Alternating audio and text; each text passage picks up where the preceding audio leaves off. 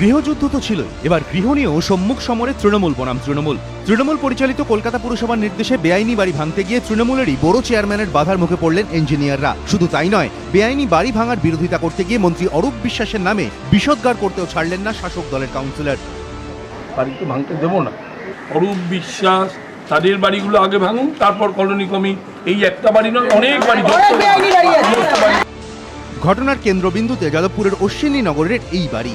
পুরসভা সূত্রে খবর, বাড়িটি তৈরি হয়েছে বেআইনিভাবে, তাই পুরো কর্তৃপক্ষ বাড়িটি ভাঙার সিদ্ধান্ত নেয়।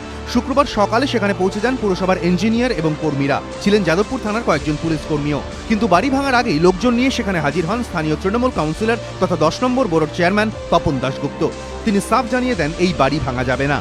পুরসভার ইঞ্জিনিয়ারদের দাবি, তারা পুরসভার নির্দেশনামা দেখালে তৃণমূল কাউন্সিলর সরাসরি যুব কল্যাণ মন্ত্রী অরূপ বিশ্বাসের উদাহরণ টেনে আনেন। মন্ত্রীর নামে রীতিমতো বিষোদ্গার করে তৃণমূলের বড় চেয়ারম্যান বলেন, ভাঙতে হলে আগে অরূপ বিশ্বাসের বাড়ি ভাঙুন। কলোনির যদি অর্ধেক বাড়ি যদি বলেন, কোনো প্ল্যান স্যাংশন করে কিন্তু আজ অব্দি হয়নি। নেতৃস্থানীয় যারা রয়েছেন, সেটা পঙ্কজ ব্যানার্জি বলুন, প্রশান্ত সুর বলুন, অরূপ বিশ্বাস বলুন, প্রত্যেকের বাড়ি কিন্তু কলোনিতে। এবং যদি বাড়ি ভাঙতে হয়, সাধারণ মানুষের বাড়ি না ভেঙে, আমার মনে হয় এইসব নেতাদের আগে বাড়ি ভাঙে, এগুলো একটা এক্সাম্পল ক্রিয়েট করলে ভালো হয়। পুরসভার ইঞ্জিনিয়াররা তো হতবাক, হাতে তৃণমূল পরিচালিত পুরসভার নির্দেশনামা, আর তা মানতে বাধা দিচ্ছেন তৃণমূলেরই বড় চেয়ারম্যান। কোন দিকে যাবেন? শেষমেশ প্রবল বাধার মুখে বাড়ি ভাঙতে না পেরে তারা ফিরেই যান। কেউ এখানে সবাই মিলে অ্যাজিটেশন করছে, আমাদের ঢুকতেই পারিনি। ভালো, এখানে তো মহিলারা সব বাইরে দাঁড়িয়েছে, আমরা কি করে ঢুকতেই পারছি।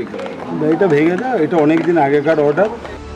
তৃণমূলের ঘরের বিবাদ এখন আর নতুন কিছু নয়, তবে বেআইনি ঘর ভাঙতে গিয়ে তৃণমূল পরিচালিত পুরসভার কর্মীদেরই যেভাবে তৃণমূলের বড় চেয়ারম্যানের বিরোধিতার মুখে পড়তে হলো, এবং সেখানে বেআইনি বাড়ি প্রসঙ্গে যেভাবে প্রকাশ্যে মন্ত্রী অরূপ বিশ্বাসের নাম উঠে এলো, সেটা শাসক দলের সাম্প্রতিক অন্তর্দ্বন্দ্বের তালিকায় বেশ অভিনব সংযোজন বলেই মত রাজনৈতিক পর্যবেক্ষকদের। পার্থপ্রতিম ঘোষ, এবিপি আনন্দ, কলকাতা।